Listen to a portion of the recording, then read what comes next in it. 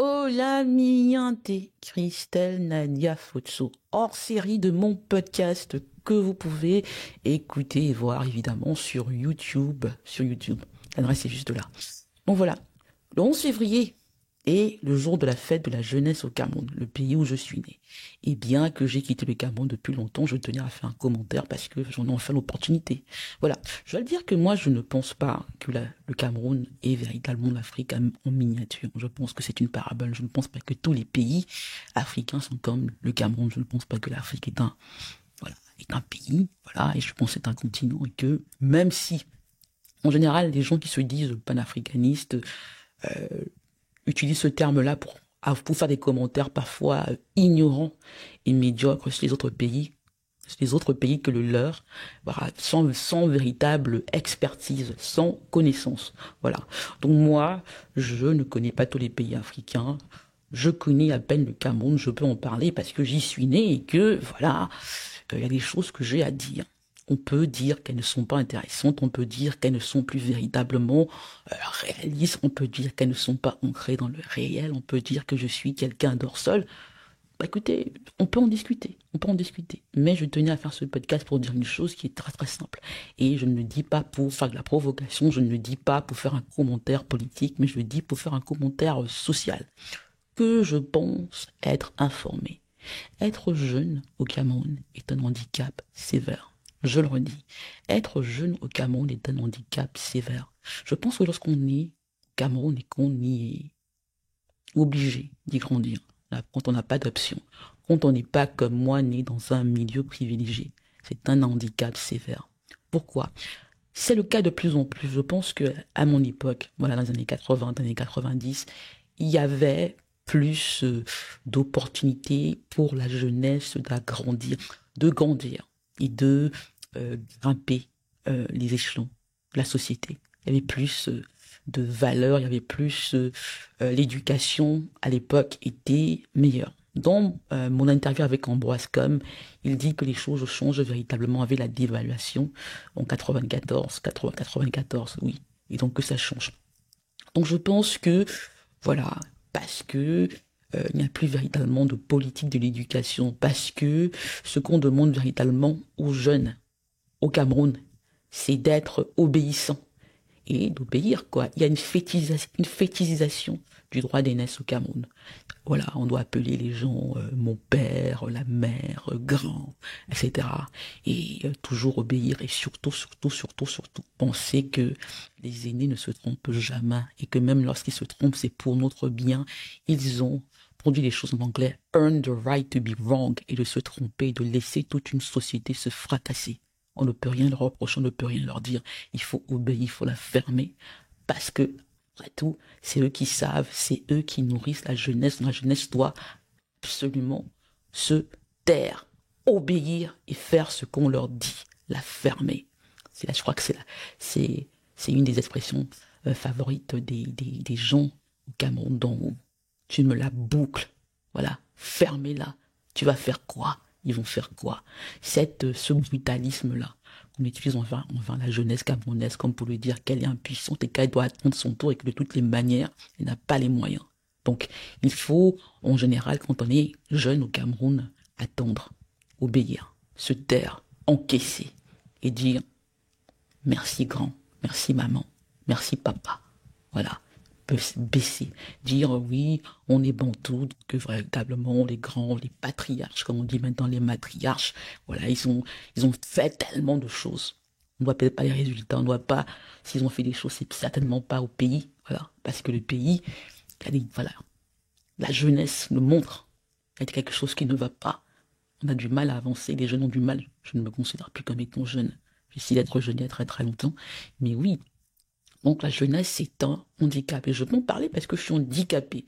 Il y a à mon époque, on disait handicapé, donc j'ai toujours du mal, même sachant que ça a une connotation comme ça négative de dire personne en situation de handicap. C'est une habitude que je m'efforce mienté de respecter.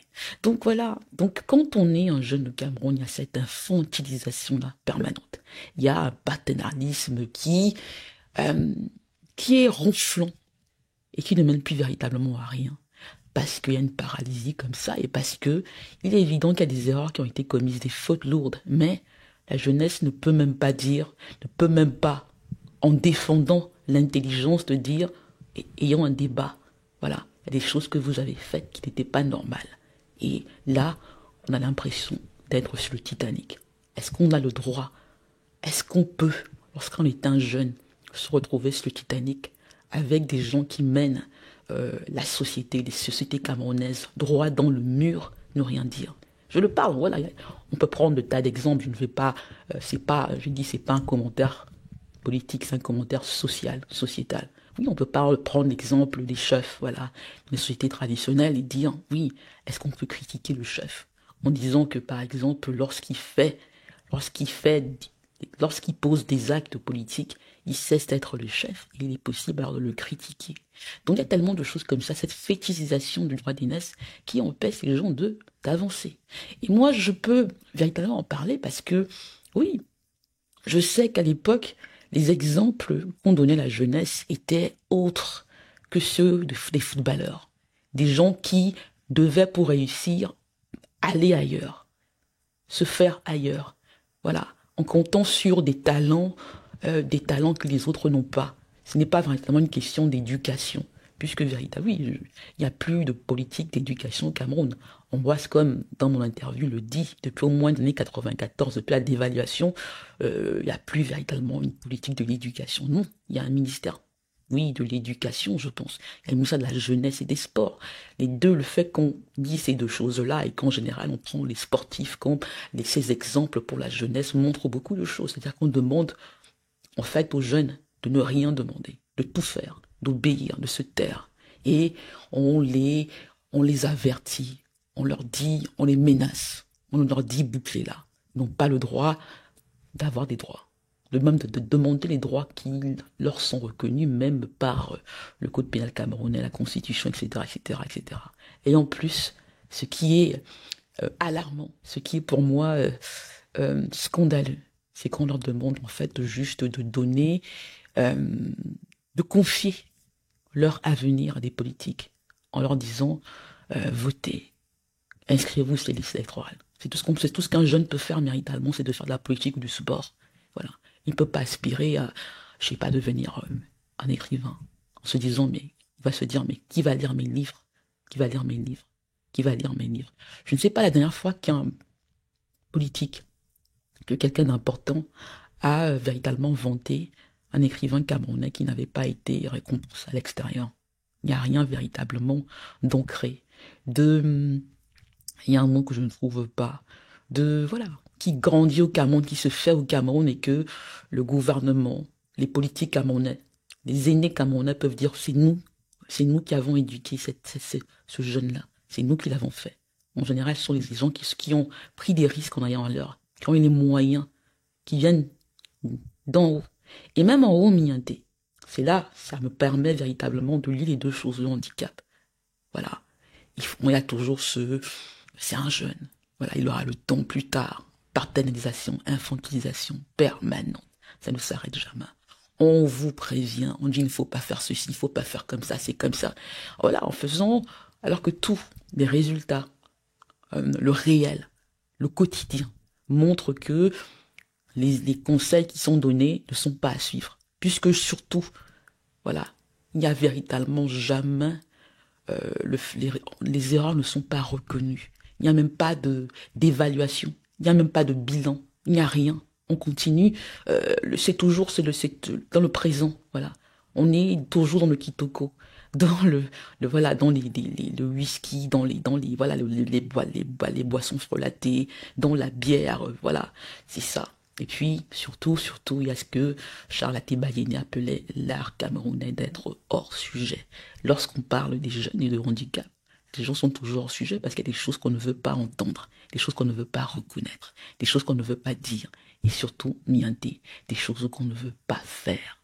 Parce que il faut absolument que le jeune serve l'aîné, qu'il se taise, qu'il entende son tour, qu'il dise merci papa, merci maman. Merci grand frère. Voilà. Sans jamais dire. Mais là, vous vous trompez. Il y a un bilan. Quel société, nous laissez vous. Voilà, c'est nous qui allons devoir assumer. C'est nous qui allons devoir assumer les dettes. Tout ce pays qui semble ne pas aller. C'est pas un commentaire politique. C'est un commentaire social qui, oui, peut avoir qui, je pense, je l'espère, aura des conséquences politiques, aura une prise de conscience politique. Mais c'est, comment vous dire, dans un pays où les jeunes sont majoritaires, dans un pays où les femmes sont majoritaires, le fait qu'on leur demande comme ça de ne servir que les autres, de laisser leur avenir entre les mains des autres qui savent mieux qu'eux ce qu'il leur faut. Comment après être surpris lorsque les jeunes choisissent de faire des partouzes, choisissent les mauvais exemples, choisissent le faux, choisissent l'imposture, choisissent, comment vous dire, d'écouter des gens comme Alice Com, ou de suivre des gens comme le cancre de macaque, cet exemple, l'imposture permanente. À mon époque, Mignoté, Donatien Coigne, le grand Féman, n'était pas un exemple. Et on avait peur de l'argent facile. On avait peur des gens qui prenaient les voies faciles. Voilà. Même si je vais au Cameroun à 14 ans, j'ai quand même fait mes classes dans des lycées, dans des écoles camerounaises. J'ai fait le Parc Répiqué, j'ai fait l'école du centre, j'ai fait le lycée de Biémassi. Et déjà à l'époque, on disait l'intelligence, le travail. Le travail. La devise du Cameroun, c'est quand même paix, travail, patrie. Paix, travail, patrie. Travail. Mais la valeur travail n'est plus là. On croit en la valeur sportive. Les gens qui...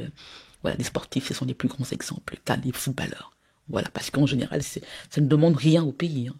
Ils naissent là, ils vont ailleurs, ils gagnent leur argent ailleurs et puis ils reviennent là le dépenser. Donc il n'y a pas véritablement, voilà, ils n'ont pas vraiment de droit au Cameroun. Ils viennent là, ils jouent parfois pour l'équipe nationale du Cameroun, mais c'est tout.